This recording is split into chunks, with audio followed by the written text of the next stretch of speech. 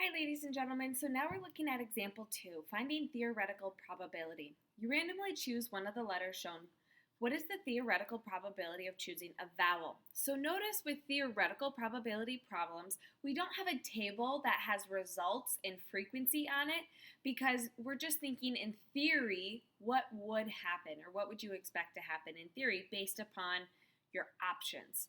So first things first is we need to identify what are our vowels. So a vowel are letters like A, E, I, O, and U. If you ever forget things like that where, oh man, I can't remember what all my vowels are, don't be afraid to ask me those kind of questions. I'm always here to help with that. So now let's look at, well, out of these blocks, how many of them are vowels? Well, we have an E, we have an O, and we have another E. So the probability of selecting a vowel from those blocks, 3 of them are vowels out of a total number of blocks of 7. So our probability of selecting a vowel would be 3 out of 7. And that's it. All right, now let's look at comparing probabilities. So we've had a little bit of practice with finding the probabilities. Now let's look at how we compare probabilities. So the bar graph shows the results of rolling a number cube 300 times. So the total number of times we rolled the cube was 300. Notice that this number cube showed values of 1, 2, 3, 4, 5, and 6 on it. So this is kind of your standard number cube where the 6 sides have values 1 through 6. It says, how does the experimental probability of rolling an odd number compare to the theoretical probability? So what we need to do here is we first need to come up with the experimental probability from the graph. Then second, come up with the theoretical probability and compare those numbers. See which one is bigger, which one is smaller, or are they the same? So starting with the experimental, and I'm going to shorthand the word experimental to be EXP. We're looking at what's the probability that we roll an odd number based upon our results in this graph.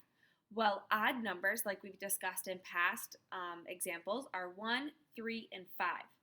So we can see we rolled a 1 48 times, a 3 50 times, and a 5 49 times. So we're going to add those together. So we're going to have the 48 plus 50 plus 49 divided by the total number of times we rolled this number cube as set up for us in this problem was 300. So we're going to end up taking 147 divided by 300. Well, that gives us a decimal of 0.49, or you could say 49%, or you could say 49 over 100. Now that we have the experimental probability calculated, now let's go through and find the theoretical probability. So in theory, what should happen?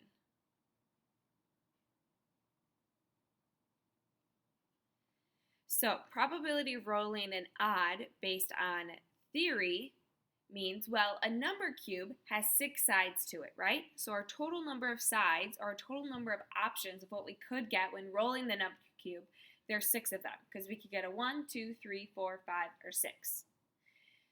Now we have to think about, well, out of all of our options of what we could get on this number cube, how many of them are odd? Well, our odd numbers are 1, 3, and 5. So we have 3 options that would give us an odd number. So in theory, our probability of getting odd is 3 out of 6, or you could say 1/2, or 0.5, or 50%. So now let's think about, how do these numbers of 49% and 50% compare? Well, we can write a complete sentence that says the experimental probability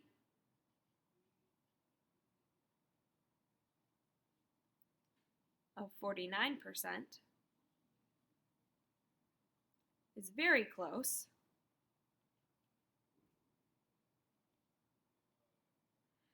to the theoretical probability of 50%. All right, so they're not quite exactly the same, but they are very close. I want you to move on to practice comparing probabilities. We have the same graph here as we did in the last one, but now it says what's the experimental probability of rolling a number greater than 1, and how does that compare to its theoretical probability? So pause the video, press play when you're ready to see the answer. All right, so hopefully you've paused this video and you've gone through this. First, calculating our experimental probability. Rolling a number greater than 1 means we're rolling numbers like 2, 3, 4, 5, and 6.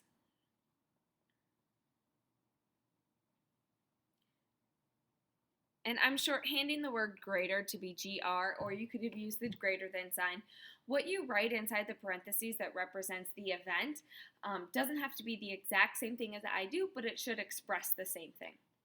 So probability of rolling a number greater than 1. That means rolling a 2, 3, 4, 5, or 6. So we're going to take all of these numbers of all the times we rolled a 2, 3, 4, 5, or 6 and add them together. So 53 plus 50 plus 52 plus 49 plus 48. And that's going to give us 252 out of the total number of rolls, which was 300. Dividing those, we get a decimal of 0.84, or you could say 84%. So, based upon our experiment, 84% of the time, we rolled a number greater than 1. In theory,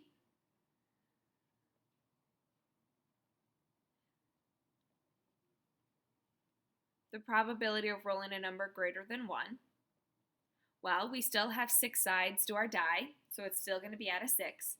The number of options on the 6-sided die that are greater than 1 are 2, 3, 4, 5, and 6. So we have 5 ways we could roll a number greater than 1 in theory. 5 divided by 6 is 0.83, or you could say 83%. So how did those two numbers compare? Well, this time our experimental probability is 1% higher than our theoretical probability. So you could write a sentence just comparing those numbers. Experimental is a little bit bigger than theoretical.